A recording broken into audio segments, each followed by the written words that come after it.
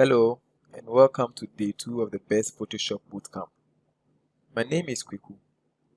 Now, let's continue. The default workspace in Photoshop consists of the menu bar and options bar at the top of the screen, the tools panel on the left and several open panels in the panel dock on the right. When you have documents open, one or more image windows also appear, and you can display them at the same time using the dabbed interface. The Photoshop user interface is very similar to the one in Adobe Illustrator and Adobe InDesign. So learning how to use the tools and panels in one application means that you will be familiar with them when you work in the others. Photoshop provides an integrated set of tools for producing sophisticated graphics for print, web, and mobile viewing. The Tools panel is the long, narrow panel on the far left side of the work area. You start by using the Zoom tool, which also appears in many other Adobe applications, including Illustrator, InDesign, and Acrobat. Choose File and Open. Then navigate to where you have your project folder located and double-click on your project file to open it. I have mine already opened. Click the double arrows just above the Tools panel to toggle to a double column view.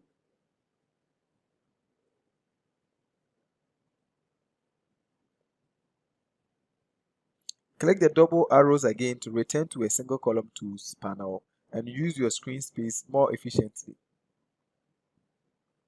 You can customize the Tools panel by arranging, removing, and adding tools. To do this, hold down the Edit toolbar icon just below the Zoom tool and choose Edit toolbar.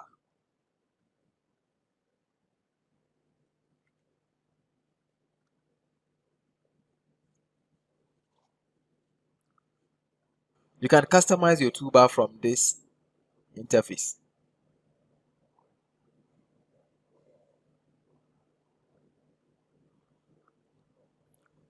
Examine the status bar at the bottom of the work area on Windows or image window on Mac, and notice the percentage that appears on the far left.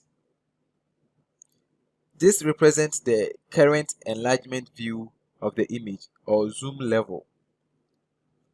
Move the pointer over the Tools panel and hover it over the magnifying glass icon until a tooltip appears.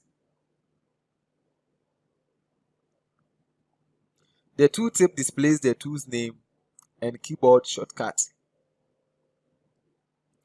Click the Zoom tool icon in the Tools panel or press Z to select it. Move the pointer over the image window. The pointer now looks like a tiny magnifying glass with a plus sign in the center of the glass. Click anywhere in the image window. The image enlarges to a preset percentage level, which replaces the previous value in the status bar.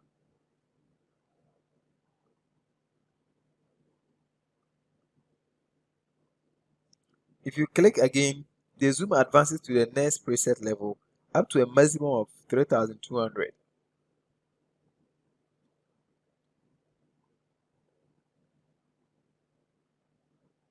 Hold down the Alt key on Windows or Option key on Mac so that the Zoom tool pointer appears with a minus sign in the center of the magnifying glass, and then click anywhere in the image.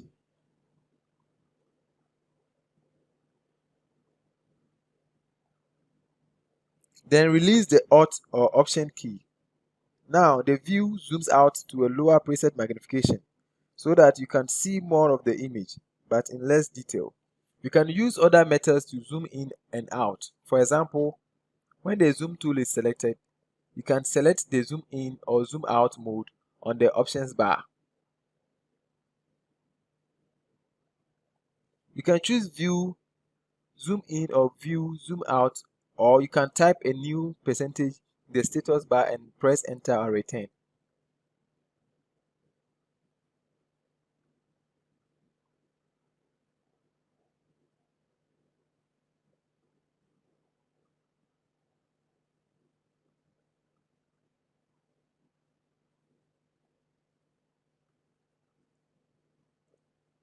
If Scrubby Zoom is selected in the options bar, click anywhere on the image and drag the zoom tool to the right.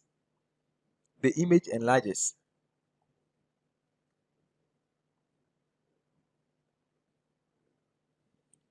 Drag the zoom tool to the left to zoom out. When Scrubby Zoom is selected, you can drag the zoom tool across the image to zoom in and out.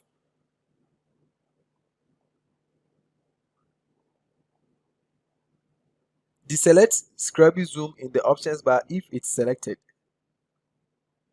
Then using the zoom tool, drag a rectangle to enclose part of the image in your working area.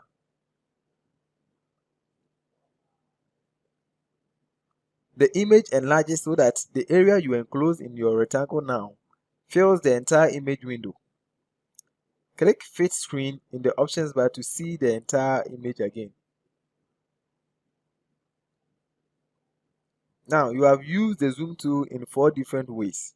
To change the magnification in the image windows, clicking, holding down a keyboard modifier while clicking, dragging to zoom in and out, and dragging to define a magnification area. Thank you for watching.